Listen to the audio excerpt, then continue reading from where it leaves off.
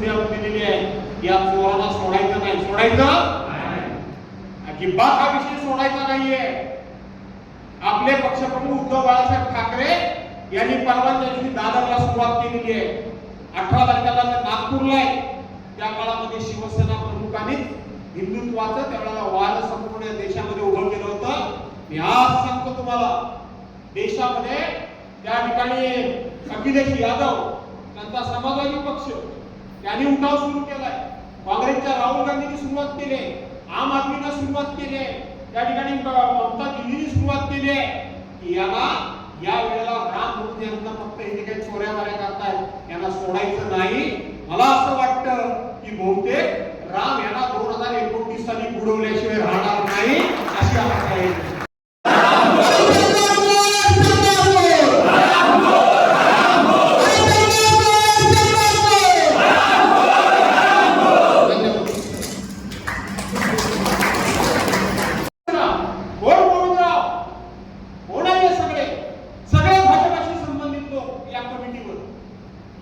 सगळे भाजपाशी एक एक रील कशी आहे की 200 किलो दिलेली चांदी कुठे गेली. 200 किलो. एक लक्ष्मण सिंह नावाचे माजी गृह सचिव केंद्र सरकारचे यांनी मुलाखतीमध्ये सांगितलं की मी संपूर्णपणे असा एक तांब्याचा पत्रा घेतला आणि त्याच्यावर पूर्णपणे रामाची काही हजारो नावं आहेत किंवा काय ते राम रक्षा वगैरे ते सगळं लिहिलं.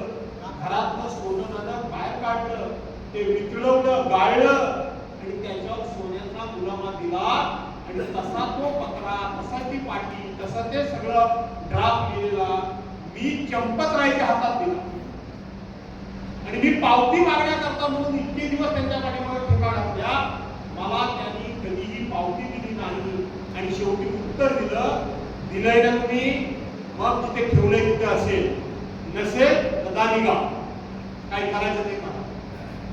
ही उत्तरं लोकांना मिळालेली आहे. ही उत्तरं मिळालेली आहेत आणि म्हणून यांच्या चोऱ्या सोडायच्या नाही. आज संघवाले काय बोलायला तयार नाही. दत्तात्रय होळके फक्त जराशे बोलले, पण बोलताना नंतर पुढे काय बोलले, हिंदुत्ववादाला बदनाम करू नका. ह्याच्यात हिंदुत्ववादाला बदनाम कोण करताय? तुम्ही चोऱ्या करताय ती हिंदूंची बदनामी होते का हिंदूंना सर्टिफिकेट मिळते चोराचं? काय मिळतंय? हिंदूंना खरं बदनाम करण्याचं काम जर कोणी केलं असेल तर या लोकांनीच केलेलं आहे. आणि म्हणून मी तुम्हाला माझा कार्यक्रम सांगतो. लावणी आहे, पाऊस गेलेला आहे, मध्येच गडबड होईल कधीपासून ते आपण ठरवूया तालुका प्रमुख. मी प्रत्येक पंचायत समिती गणात घेणार, बरोबर आहे? प्रत्येक पंचायत समिती गणात येणार. तिथं जर रामाचं मंदिर कुठं असेल, हनुमानाचं मंदिर कुठं असेल, तिथं आपली बैठक होईल. त्या पंचकृषींचा मी कामाचा आढावा घेणारच आहे, संघटनात्मक चर्चा करणार आहे. पण तिथं तुम्ही सगळ्या जाती धर्माच्या लोकांना, सगळ्या पक्षाच्या लोकांना, जे जे हिंदू म्हणून त्या ठिकाणी विषय करतात त्यांना पण निमंत्रण द्या.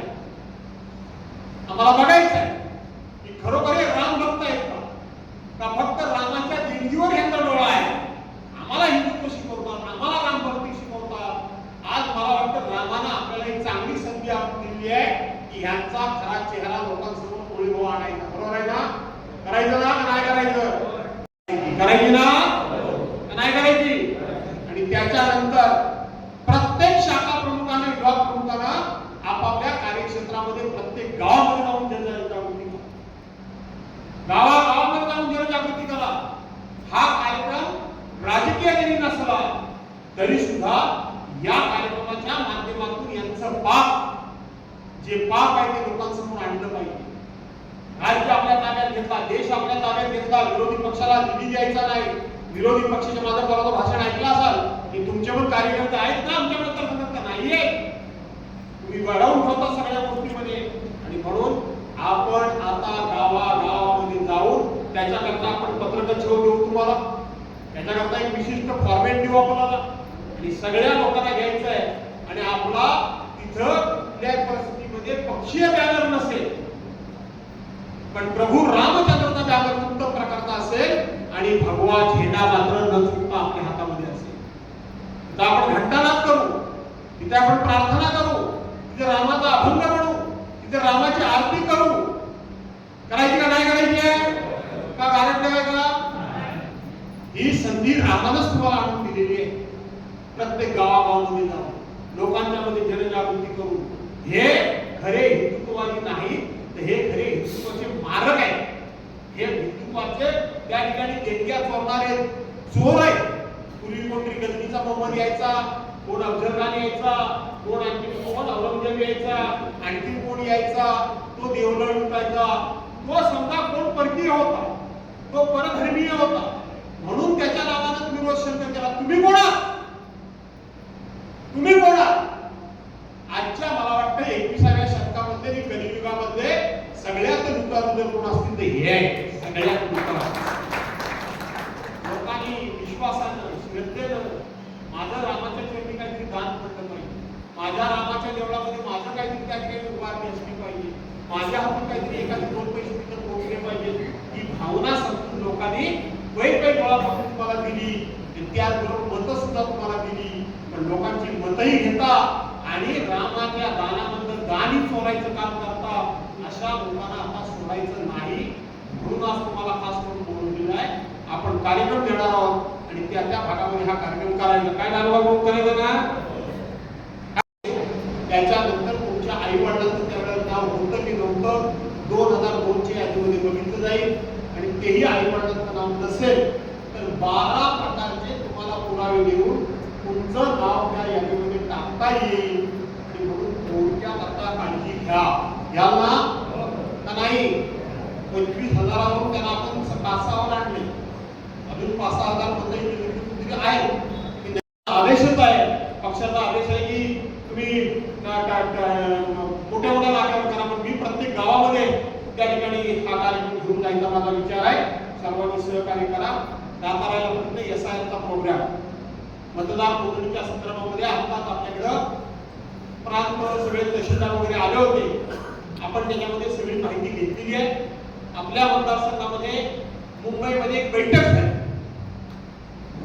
आणि आपल्या विरोधी पक्षामध्ये सत्ताधारी पक्षानं एक एजन्सी नेमली. त्यांनी सांगितलं की भास्कर जाधवांच्या मतदारसंघामधली त्यांची किमान हक्काची 25,000 मतं कमी करा. काही करा, 25,000 मतं भास्कर जाधवांच्या मतदारसंघातली कमी करा. आणि 25,000 मतदान कमी करण्याचं एक कॉन्ट्रॅक्ट काही लोकांना दिलं गेलं. ते कामाला लागले. पण त्याच वेळेला मी देखील सावध होतो. विक्रांत जिल्हा प्रमुख म्हणून, तालुका प्रमुख म्हणून हे तुम्ही लोक सगळे लोकांच्या बैठका वगैरे घेऊन सातत्यानं त्या संदर्भामध्ये BLA नेमा वगैरे वगैरे तुम्हाला सांगत होते. SIच्या यादीमध्ये तुम्ही सगळे तुमच्या परीने काम करत होतात. पण त्याच वेळेला मी शांत नव्हतो, मी सावध होतो. आज मला तुम्हाला सांगितलं पाहिजे की आपल्या मतदारसंघामध्ये जे मॅपिंग झालं, मॅपिंग म्हणजे की घराघरामध्ये जाऊन मतदार क्रियेत वगैरे ज्याची माहिती घेतली गेली त्याला मॅपिंग म्हणतात. त्या माहितीमध्ये आपला मतदारसंघ 97.5% आहे. काळजी करण्याचं कारण, काळजी करण्याचं कारण. आता उरले किती? 2.5%. 2 लाख आपले 42 मतदार आहेत. त्याच्यामध्ये 10-11 हजार मतदार दिसत नाही. ते 10-11 हजार मतदार शोधण्याचं काम आता सुरू झालं. त्यातले 4-5 हजार नसतील सुद्धा जातील. पण उरलेले 5-6 हजार पुन्हा आपल्याला वाढवण्याकरता म्हणून संधी आता आहे. प्रत्येकानं फॉर्म आता भरून द्यायचा आहे. फॉर्म भरून देत असताना 2002 साली आपल्या आई वडिलांचं मत होतं की नव्हतं, आपलं नसेल पण आपल्या आई वडिलांचं मत होतं की नव्हतं, ते शोधलं जाईल. आपलं सुद्धा असेल तर फॉर्म हा प्रत्येकाला भरावाच लागणार आहे. नवीन मतदार संघ फॉर्म भरावाच लागणार आहे. पूर्वीच्या यादीमध्ये नाव नसेल